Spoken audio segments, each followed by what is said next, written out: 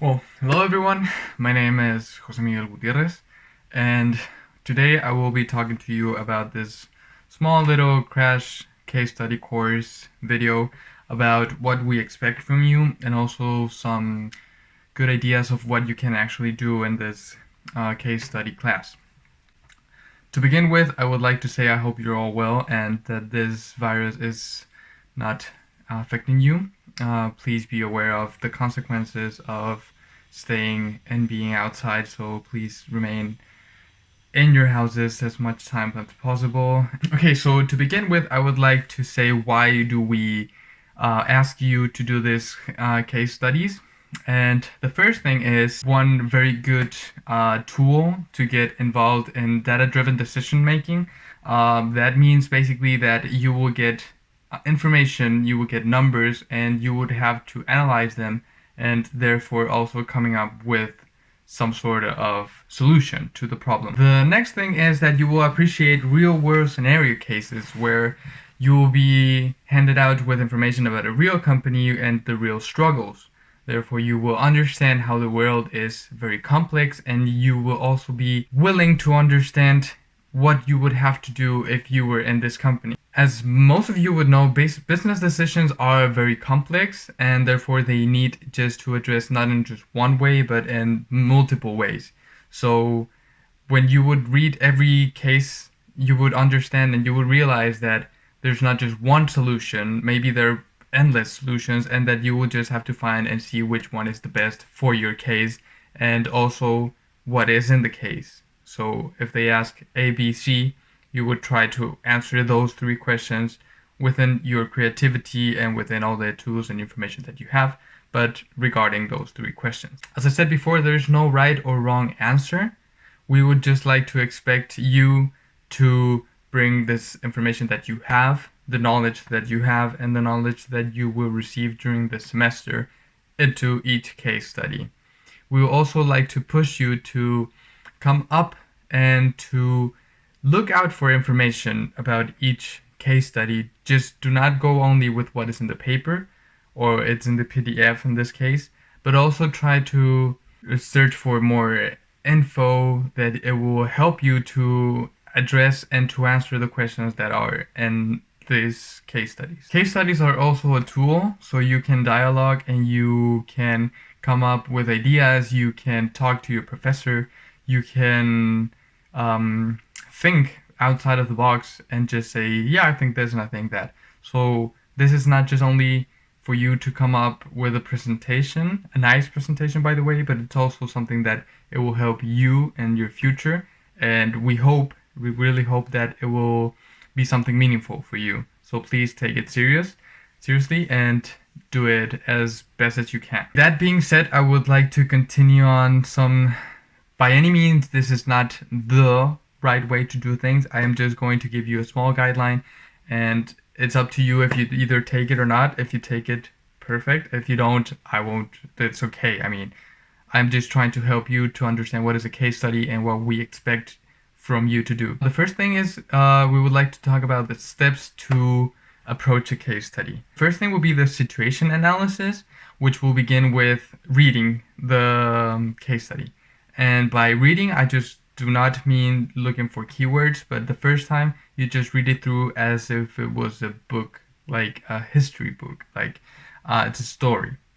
And then the second time you read it, try to just underline this small keywords that will make you understand what is the problem of each company. The next thing that you could also do is highlight key actors and also key situations that will lead you to understand what is the problem, because sometimes you might have a problem, sometimes you might have to find a solution for that problem. So in order to do that in a very linear way, the first thing is to read it through, second is to see what are the main points, and the next step would be writing that down so you can actually understand why it's happening A, B, and C, as I said before. The second thing is basically you can go through and do a SWOT analysis of each company. This probably most of you already know it, so it's strength, weaknesses, opportunities, and threats of each company. And what we would like you to do with this is that you basically identify and come up with a structure of the company and see, okay, this is where they're good at, this is where they're bad at, and this is their problem. And this problem is because of one thing or two or three. So try to come up with this SWOT analysis, and therefore you will be able to understand even better what the case is asking you. After this SWOT analysis, you will probably be able to understand more or less what is that the case is asking, and so therefore you need to also understand that if they're asking you for things, you cannot just provide with answers to make the case study be done. What I mean is that if they are asking you why their sales are not going up as they expected, we don't want you to say, yeah, they need to make more, they need to build more stores, because probably that is not the problem. You need to analyze what is their customer behavior.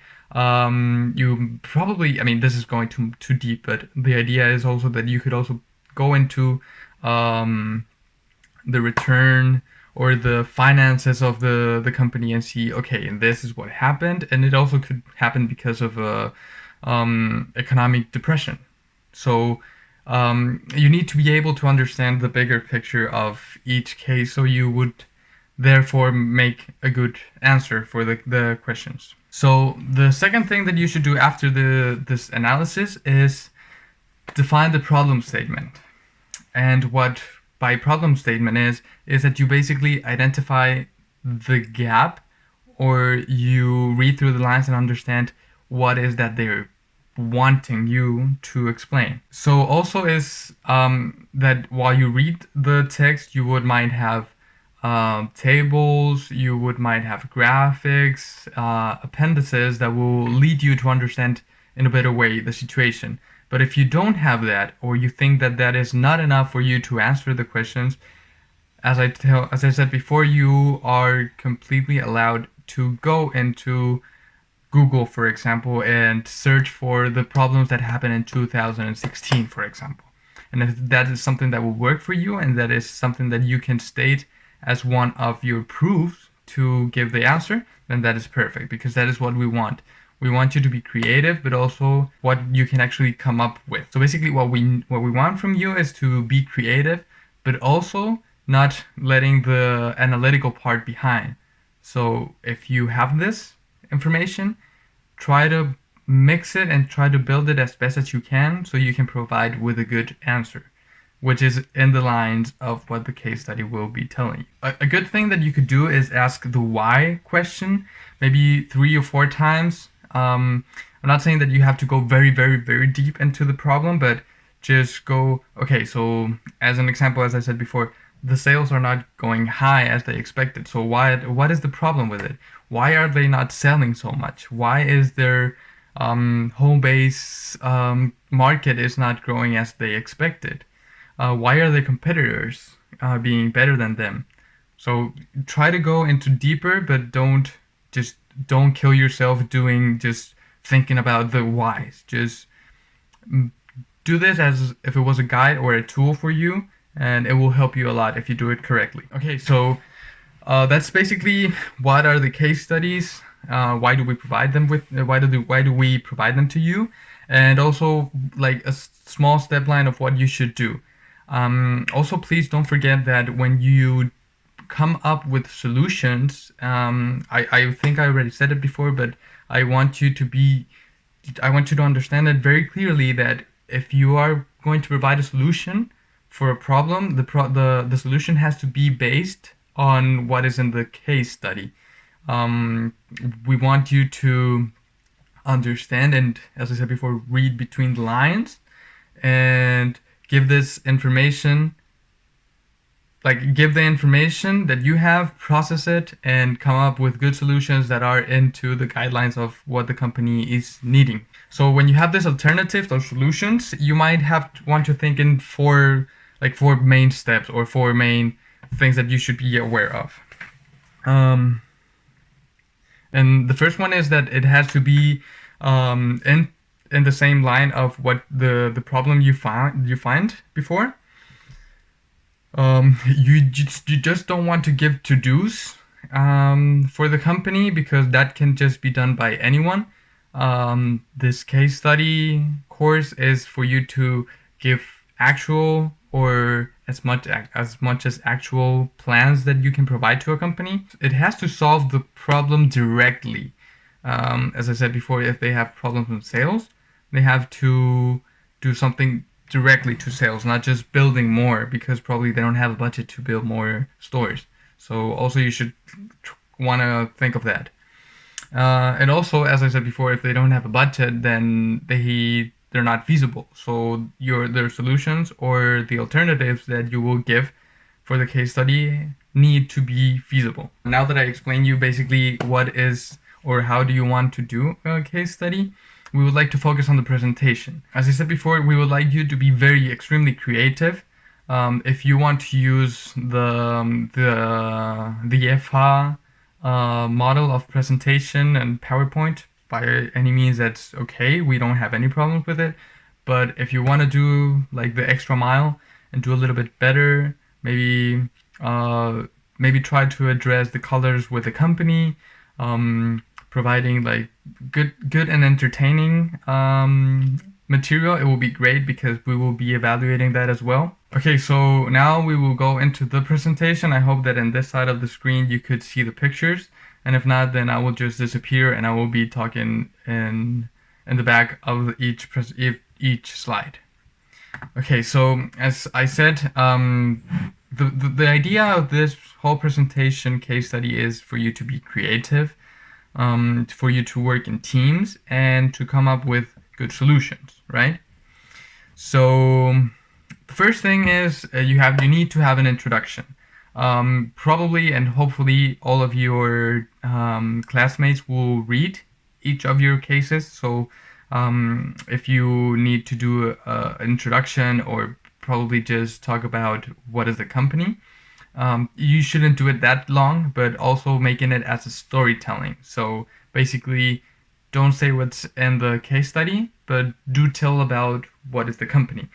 For example, if they're Coca-Cola, you can say, okay, Coca-Cola started in this year.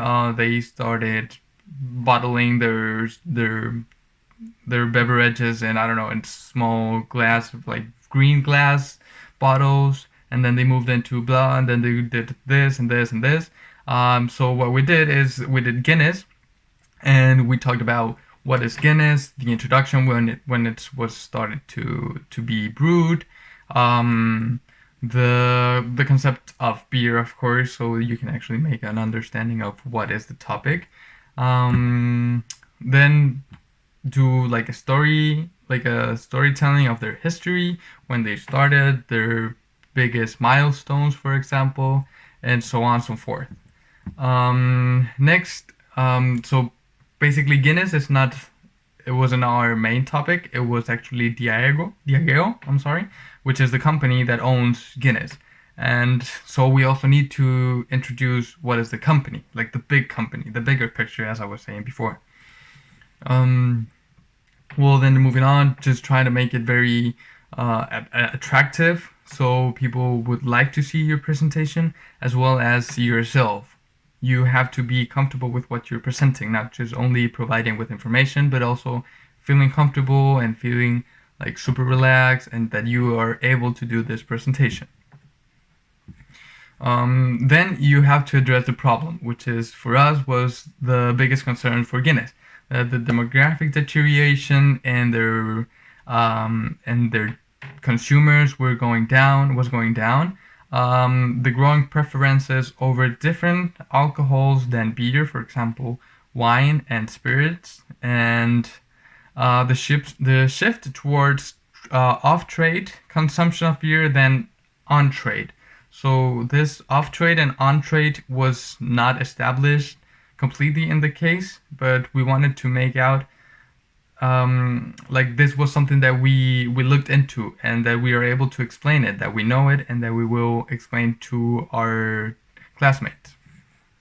So we basically explain what is the problem, what are the causes of these problems, and therefore, so you have the causes, and then the next slide is the effects, right?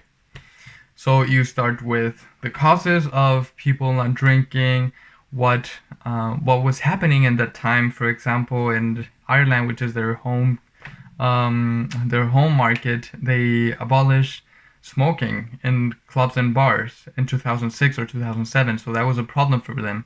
So people stopped going into bars and clubs as much as often because they couldn't smoke there. So smoking was um, a very difficult thing for them to overstep. And then also explaining the preferences, just basically coming up with the story of your problems, and then you can provide with the solutions. As I said, make it interesting, make it as funny but also serious as possible, so that your classmates will be able to understand, but also they're just not with like the poker face, but they're also like smiling and seeing, oh, this is interesting, and presenting a lot of graphics, presenting a lot of pictures. Not everything has to be in the slide, but you can also be able to have pictures and you just tell the story, but also be aware that you need to have information. You need to have information for the written report, you need to have information for the evaluation to be processed. So then, as I said before, we explained what was on versus off trade consumption for beer, of course.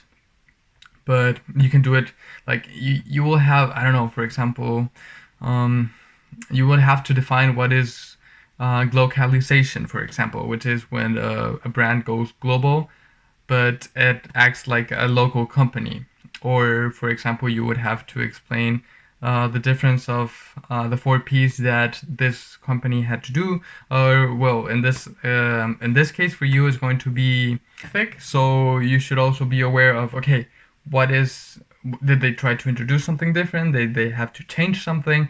What is that they have to change? What is that they have to introduce in the moment? And if you don't know it, that means that your classmates won't know it. So be aware of that. Try to manage and try to understand the topic as much as you can so you can provide it in a clear way for your classmates and also for Cloud. So moving on, you can do SWOT analysis, you can do pastel analysis, you can do 4P analysis, but you should be aware that, as I said before, everything that you do has to be pointed out into the end goal. So if you want to talk about ethics in the company, try to look out and try to understand a little bit, okay, how is that ethic works in companies, and what do I need to look for so I can introduce this concept, and how can I actually develop it, and so I can actually give the final solution. So as you are probably going to be a team of 4 people, be aware that everyone has or should speak as, like, in the average, they all should speak the same. We have realized that a lot of people don't own the stage, and this is basically just coming up and engaging with the audience, having like this changes of voice it will be interesting for you to do, because then that will mean that